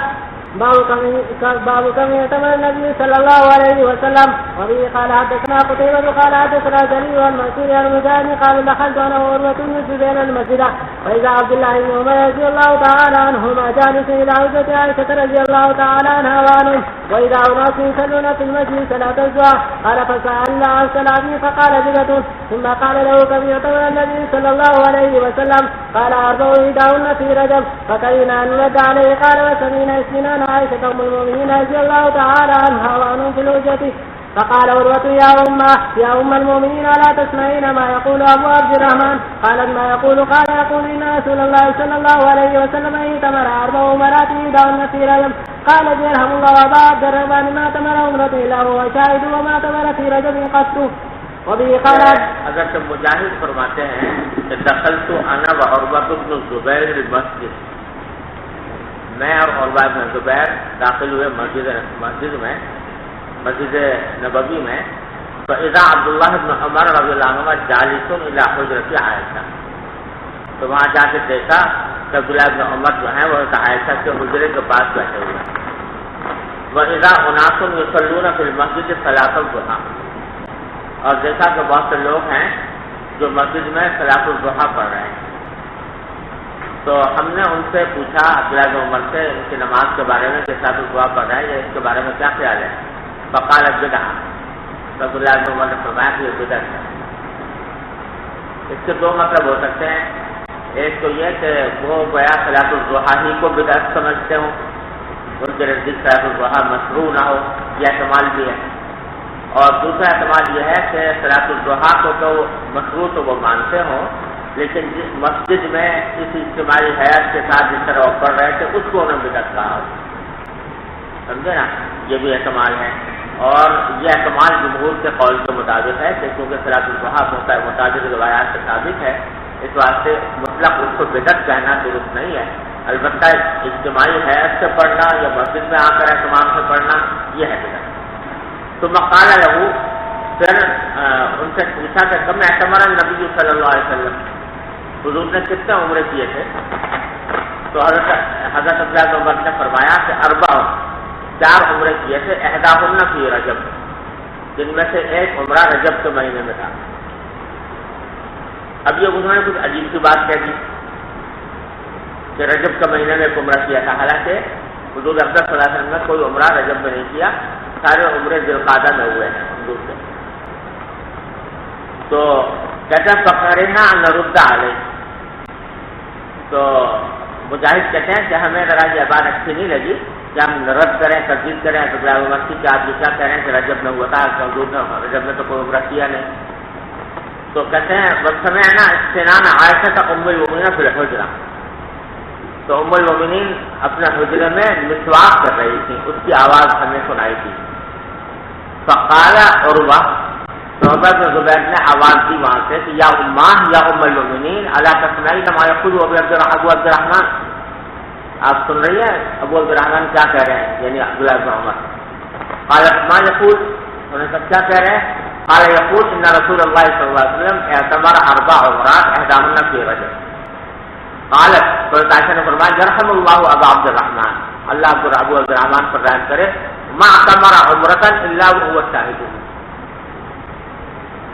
حضور نے کوئی عمرہ ایسا نہیں کیا جس میں عبداللہ بن عمر ان کے ساتھ موجود نہ ہو، یعنی ان کو اتنے بالکل ساتھ رہے ہیں، لہٰذا ان کو صحیح بات یاد رہنی چاہیے تھی، لیکن وما اعتمر فی رجب خطو، آپ نے کبھی بھی رجب میں عمرہ نہیں کیا۔ مطلب کہ تعجب کا اظہار فرمایا کہ یہ ان کو کیسی غلط فہمی ہو گئی، حالانکہ یہ ہر عمرے میں حضور کے ساتھ تھے، اس کے باوجود ان کو یہ غلط یاد رہ گیا کہ رجب میں کوئی عمرہ کیا تھا۔ جی وبه قال حدثنا ابو عاصم قال اخبرنا ابن جريج قال اخبرني عروة بن الزبير قال عروة بن الزبير قال سألت عائشة رضي الله تعالى عنها وعنه قالت ما تمنى رسول الله صلى الله عليه وسلم في رجب. وبه قال حدثنا حسن بن حسان قال حدثنا امام بن قتادة عن انس سمعت النبي صلى الله عليه وسلم قال 4 عمرة الحديبية في ذي القعدة حيث صدوا المشركون، وعمرة من آل المقبل في ذي القعدة حيث سالهم، وعمرة الجيران إذا قسم غنيمة وراء هنين. قلت كم حج؟ قال 1.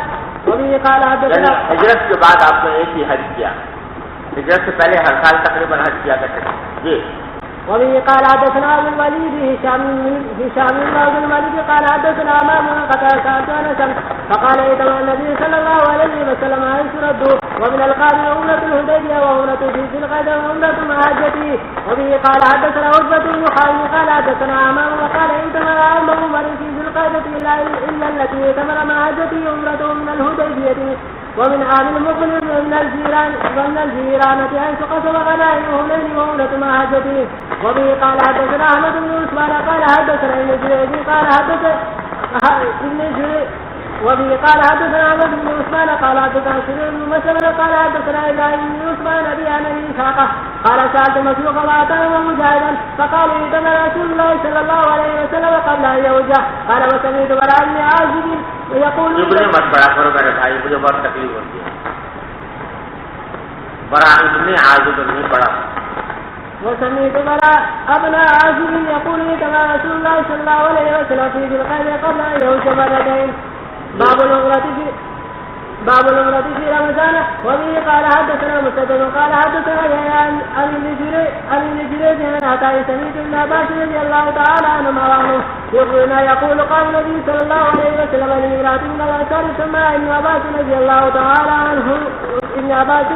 تعالى عنهما وعنهم فنسيت اسمها ما ونأتي أن توجه معنا. قال كان لنا ناس فرجل وأبو فلان وإنه لزوجها وإنها وتركنا أجرا ننجو عليه. قال فإذا كان رمضان من تمريته فإن عمرة في رمضان حجة أو نوع مما قال. یہ روایت ہے عبداللہ بن عباس کی کہ نبی کریم صلی اللہ علیہ وسلم نے انصار کی خاتون سے فرمایا، اس خاتون کا نام عبداللہ بن عباس نے لیا تھا لیکن آقا کہتے میں بھول گیا، کیا فرمایا کہ ماں منعتی ان تحجی معنا. وہ خاتون سے پوچھا کہ بھائی کس چیز نے تمہیں روکا اس بات سے کہ ہمارے ساتھ حج میں شریک ہو سکے.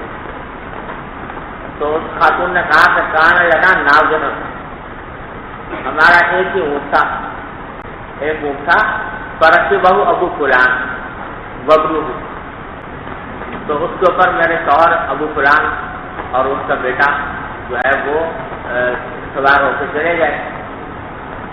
سمجھے نا. یہ بات اس نے شوہر اور بیٹے کے بارے میں فرمایا. صحیح. وہ طرح کا نازحن, اور ایک اونٹ چھوڑ گئے بیچارے. اب وہ اونٹ ایسا تھا کہ ننگے والے, اس کے اوپر ہم اپنے کھیتوں کو پانی دیا کرتے تھے, باغات کو.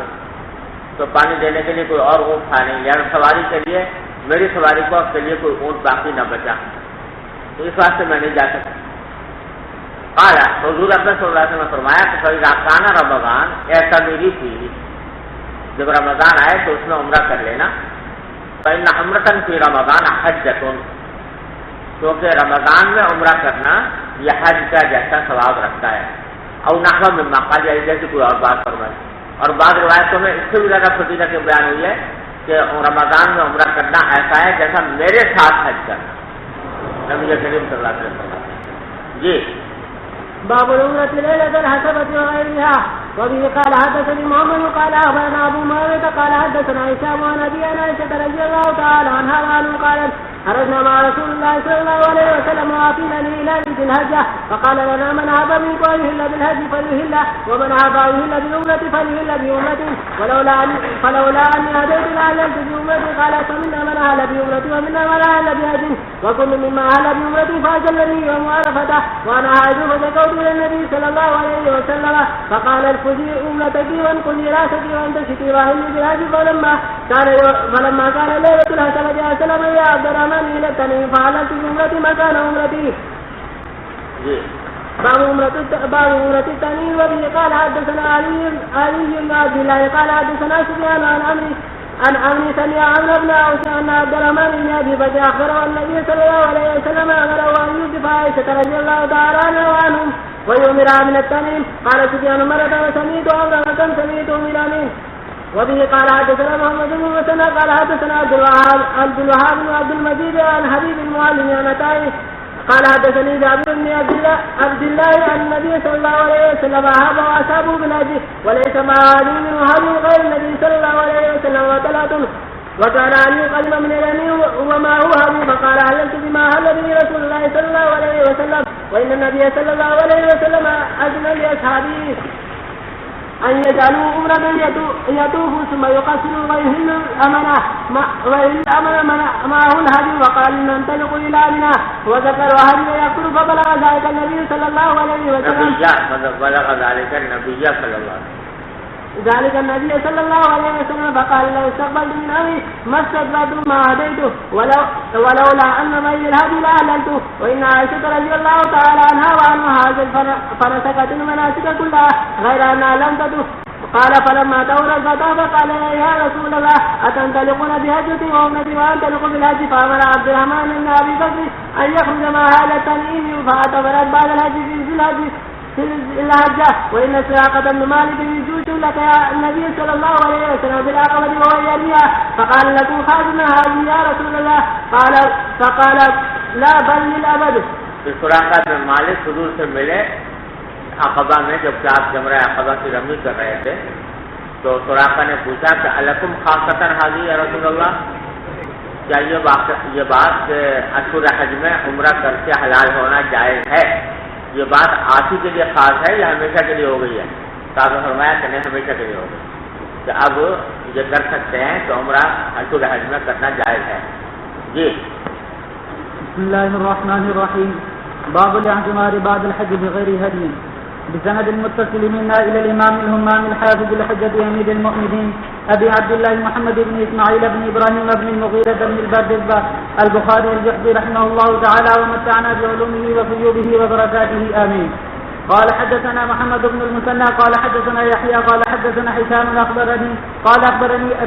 قال أخبرني عائشة رضي الله تعالى عنها وعنهم قال خرجنا مع رسول الله صلى الله عليه وسلم موافين لهلال ذي الحجة فقال رسول الله صلى الله عليه وسلم من أحب أن يهل بعمرة فليحل ومن أحب أن يهل بحجة فليحل. ولولا أن يهدي الأهل بعمرة فمنهم من أهل بعمرة ومنهم من أحل بحجة وكنت ممن أهل بعمرة فحيث قبل أن أدخل مكة فأدركني يوم عرفة وأنا حائض فشكوت ذلك إلى رسول الله صلى الله عليه وسلم فقال دعني عمرتك وانقضي رأسك وامتشطي وأهلي بالحج. ففعلت فلما كانت ليلة الحسبة أرسل معي عبد الرحمن إلى التنعيم فأردفها فأهلت بعمرة مكان عمرتها فقضى الله حجها وعمرتها ولم يكن في شيء من ذلك هدي ولا صدقة ولا صوم. ये इनकी अपना राय है, ये राजी की तो कोई हदी नहीं थी, कोई सदका नहीं था, कोई सौम नहीं था, कोई जगह नहीं हुई है काय का। अनबिया कहते हैं कि जगह थी और वो उम्रा नकल करने की जगह थी और वो क्या थी कि वो गाय की कुर्बानी की गया। जी बाबू अजर उम्रत अला क़द्र नसबी وبه قال حدثنا مسدد قال حدثنا يزيد بن زريع قال حدثنا ابن عون عن القاسم بن محمد وعن ابن عون عن ابراهيم عن الاسود رضي الله تعالى عنه وعنهم قال قالت عائشة رضي الله تعالى عنها يا رسول الله يستر الناس بنسكين فأستر بنسك فقيل لها انتظري فإذا طهرت فاخرجي إلى التنعيم فأهلي ثم أتينا بمكان كذا ولكنها على قدر نفقتك أو نسبك. باب المعتمر إذا طاف طواف العمرة ثم خرج هل يجوز من طواف الوداع. وبه قال حدثنا أبو نعيم قال حدثنا أبلح بن حميد عن القاسم عن عائشة رضي الله تعالى عنها وعنهم قالت فرينا مع رسول الله صلى الله عليه وسلم مهلين بالحج في أشهر الحج وحرم الحج فنزلنا بشرفة فقال النبي صلى الله عليه وسلم لأصحابه من لم يكن معه هدي فأحب أن يجعلها عمرة فليفعل ومن كان معه هدي فلا وكان مع النبي صلى الله عليه وسلم ورجال من أصحابه ذوي قوة بالهدي فلم تكن لهم عمرة فدخل علي النبي صلى الله عليه وسلم وأنا أبكي فقال ما يبكيك قلت سمعتك تقول لأصحابك ما قلت فمنعت العمرة قال وما شانك قلت لا أصلي قال فلا يضرك أنت من بنات آدم كتب عليك ما كتب عليهن فكوني في حجك عسى الله أن يرزقك فيها. قالت فكنت حتى نفرنا من منى فنزلنا المحشر فدعا عبد الرحمن فقال تخرج بأختك إلى الحرم فلتهل بعمرة ثم افرغا من دواسكما أن تسركما ها هنا فأتينا في جوف الليل فقال فرغتما قلت نعم فنادى برحيل في أصحابه فارتحل الناس ومن طاف بالبيت قبل صلاة الصبح ثم خرج موجها إلى المدينة. باب يفعل بالعمرة ما يفعل بالحج. وبه قال حدثنا ابن عين قال حدثنا همام قال حدثنا عطاء قال حدثني صفوان بن يعلى بن أمية عن أبيه رضي الله تعالى عنه وعنهم أن رجلا أتى النبي صلى الله عليه وسلم وهو بالجيرانة وعليه جبة وعليه أثر خلوق أو قال سفرة فقال كيف تأمرني أن أصنع في عمرتي فأنزل الله على النبي صلى الله عليه وسلم فستر بثوب فقلت لعمر وددت أني قد رأيت النبي صلى الله عليه وسلم وقد أنزل الله عليه الوحي فقال عمر تعالى يسرك أن تنظر إلى النبي صلى الله عليه وسلم وقد أنزل الله عليه الوحي قلت نعم فرفع طرف الثوب فنظرت إليه له غطيس وأحسبه قال كغطيس البكر فلما سئل عنه قال أين السائل عن العمرة اخلع عنك الجبة واغسل أثر الخلوق عنك وأنت السفرة واصنع في عمرتك كما تصنع في حجك. وبه قال حدثنا عبد الله بن يوسف قال أخبرنا مالك عن هشام بن عروة عن أبيه أنه رضي الله تعالى عنه وعنهم أنه قال قلت لعائشة رضي الله تعالى عنها زوج النبي صلى الله عليه وسلم وأنا يومئذ حديث سني أرأيت قول الله إن الصفا والمروة من شعائر الله فمن حج البيت أو اعتمر فلا جناح عليه أن يطوف بهما فلا أرى على أحد شيئا ألا يطوف بهما. فقالت عائشة رضي الله تعالى عنها كلا لو كانت كما تقول كانت فلا جناح عليه ألا يطوف بهما إنما أنزلت هذه الآية في الأنصار كانوا يهلون للمنات وكانت منات حج وقديد وكانوا يتحرجون أن يطوفوا بين الصفا والمروة فلما جاء الإسلام سألوا رسول الله صلى الله عليه وسلم عن ذلك فأنزل الله إن الصفا والمروة من شعائر الله فمن حج البيت أو اعتمر فلا جناح عليه أن يطوف بهما. زاد سفيان وأبو معاوية عن هشام قال ما أتم الله حج امرئ بلا عمرته لم يطوف بين الصفا والمروة. باب متى يحل المعتمر. وقال عطاء عن جابر أمر النبي صلى الله عليه وسلم أصحابه أن يجعلوها عمرة ويطوف ثم يقصر ويحلوا. وبه قال حدثنا إسحاق بن إبراهيم عن جرير عن إسماعيل عن عبد الله بن أبي أوفى قال اعتمر رسول الله صلى الله عليه وسلم واعتمرنا معه فلما دخل مكة طاف وطفنا معه فأتى الصفا والمروة وأتيناهما معه وكنا نذكره من أهل مكة أن يرميه أحد فقال له صاحب لي أكان رسول الله صلى الله عليه وسلم دخل الكعبة قال لا قال فحدثنا ما قال لخديجة قال بشروا لخديجة رضي الله تعالى عنها ببيت في الجنة من قصب ولا صخب فيه ولا نصب. بسم الله الرحمن الرحيم. وبالسند المتصل منا إلى أمير المؤمنين في الحديث أبي عبد الله محمد بن إسماعيل البخاري رحمه الله تعالى ومتعنا بعلومه وقيوده وبركاته آمين.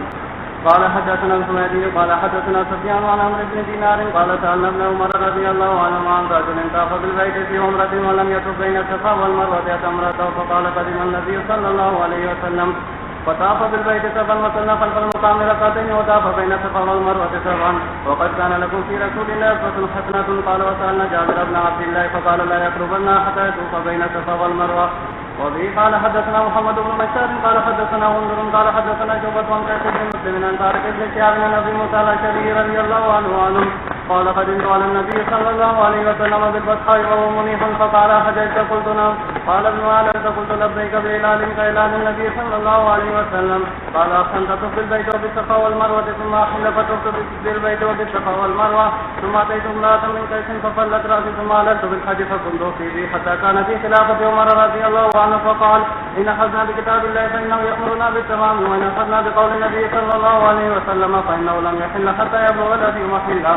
وبه قال حدثنا أحمد قال حدثنا ابن وهب قال أخبرنا عمرو بن أبي الأسود أن عبد الله مولى أسماء بنت أبي بكر رضي الله عنها وعنه حدثه أنه كان يسمع أسماء تقول كلما مررت بالحجور صلى الله على رسوله لقد نزلنا معه هنا ونحن يومئذ خطاب قليل ذاتنا قليلة أصواتنا فاطمة وأخي عائشة وزبير وفلان فلما مسحنا البيت أحللنا ثم أعلنا من العشي بالحج.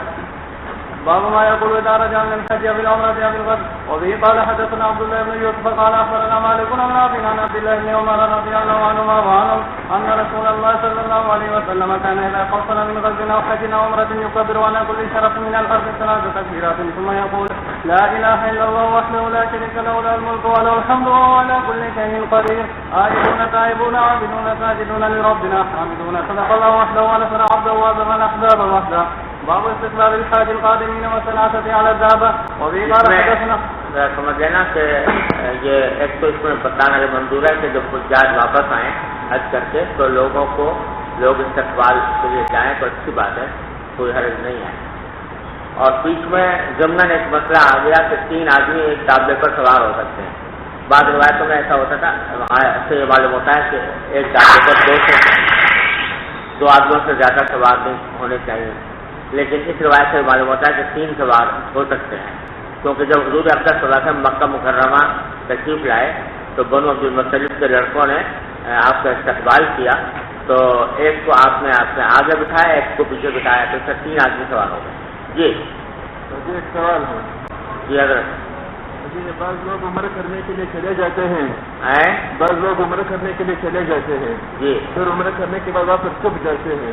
جی پھر یعنی حج میں واپس نکل کر حج کر لیتے ہیں, تو ان طرح سے فرض حج ادا ہوگا؟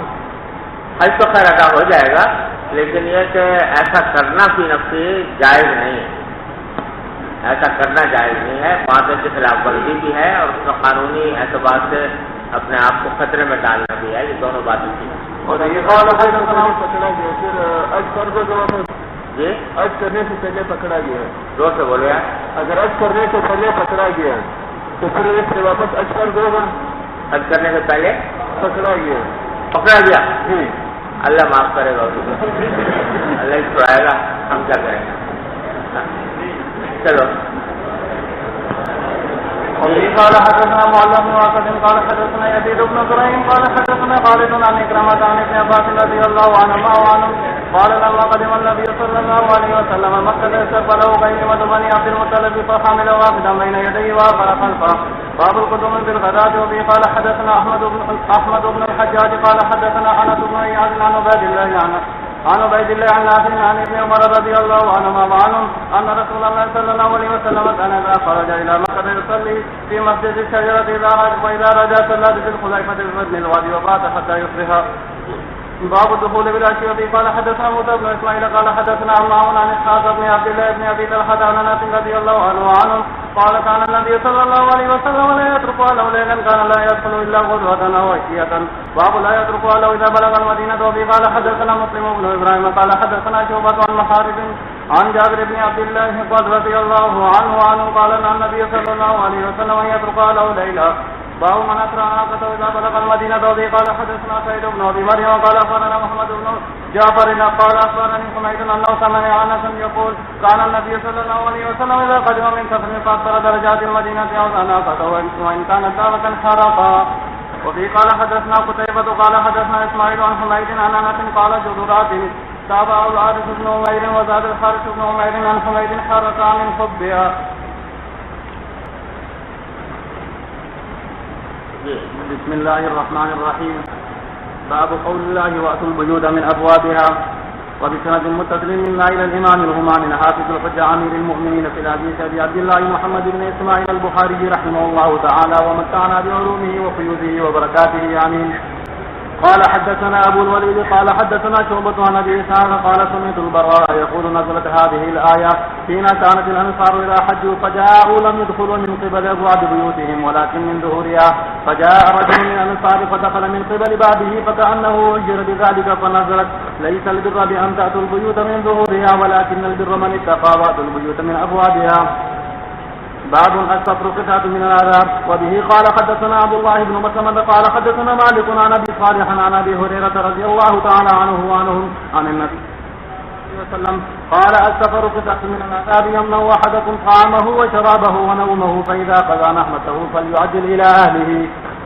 باب المسافر إذا جد به السير وتعجل إلى أهله. وبه قال حدثنا سعيد بن أبي مريم قال أخبرنا محمد بن جعفر قال أخبرني زيد بن أسلم عن أبيه قال كل مع عبد الله بن عمر بطريق مكة فبلغوا عن صفية بنت أبي عبيد شدة وجاه فأسرع السير حتى كان بعد غروب الشفق نزل فصلى المغرب والعتمة لما بينهما ثم قال إني رأيت النبي صلى الله عليه وسلم إذا جد به السير وأخر المغرب وجمع بينهما. بسم الله الرحمن الرحيم. باب المفطر وجزاء الصيد وقوله فإن أفطرتم فما استيسر من الهدي ولا تحلقوا رؤوسكم حتى يبلغ الهدي محله. وقال عطاء الإفطار من كل شيء يحبسه. قال أبو عبد الله حصورا لا يأتي النساء. باب إذا أفطر المعتمر. وبه قال حدثنا عبد الله بن يوسف قال أخبرنا مالك عن نافع أن عبد الله بن عمر حين خرج إلى مكة معتمرا في الفتنة قال إن صدقتم عن البيت صنعنا كما صنعنا مع رسول الله صلى الله عليه وسلم فأهل بعمرة من أجل أن رسول الله صلى الله عليه وسلم كان أهل بعمرة عام الحديبية. وبه قال حدثنا عبد الله بن محمد بن اسماء قال حدثنا جويرية عن نافع عن عبيد الله بن عبد الله وسالم بن عبد الله أخبراه أنهما كلما عبد الله بن عمر ليالي نزل الجيش بابن الزبير فقال لا يزيرك لا تحج العام إنا نخاف أن يحال بينك وبين البيت. فقال خرجنا مع رسول الله صلى الله عليه وسلم فحال كفار قريش دون البيت فنحر النبي صلى الله عليه وسلم هديه وحلق رأسه وأشهدكم أني قد أوجبت عمرة إن شاء الله أنطلق فإن خلي بيني وبين البيت تفت وإن حيل بيني وبينه فعلت كما فعل النبي صلى الله عليه وسلم وأنا معه. فأهل بالعمرة من ذي الحليفة ثم صار ساعة ثم قال إنما شأنهما واحد أشهدكم أني قد أوجبت حجة مع عمرتي فلم يحل منهما حتى حل يوم النحر واحدا وكان يقول حتى يحل حتى يطوف طواف واحدا يوم يدخل مكة. وبه قال حدثنا موسى بن إسماعيل قال حدثنا جويرية عن نافع أن بعض بني عبد الله قال له لو قمت بهذا. وبه قال حدثنا محمد قال حدثنا يحيى بن صالح قال حدثنا معاوية بن سلام قال حدثنا يحيى بن أبي كثير عن إكرمة قال فقال ابن عباس رضي الله تعالى عنهما وعنهم قد أفطر رسول الله صلى الله عليه وسلم فحلق رأسه وجامع نساءه ونحر هديه حتى اعتمر عاما قابلا. باب الإفطار في الحج. وبه قال حدثنا أحمد بن محمد قال أخبرنا عبد الله قال حدثنا يونس عن الزهري قال أخبرني سالم قال كان ابن عمر رضي الله تعالى عنهما وعنه يقول أليس حسبكم سنة رسول الله صلى الله عليه وسلم إن حبس أحدكم عن الحج فطاف بالبيت وبالصفا والمروة ثم حل من كل شيء حتى يحج عاما قابلا فيهدي أو يصوم إن لم يجد هديا. وعن عبد الله قال أخبرنا معمر عن الزهري قال حدثني سالم عن ابن عمر رضي الله تعالى عنهما نحوه. بسم الله الرحمن الرحيم. صلى الله عليه وسلم.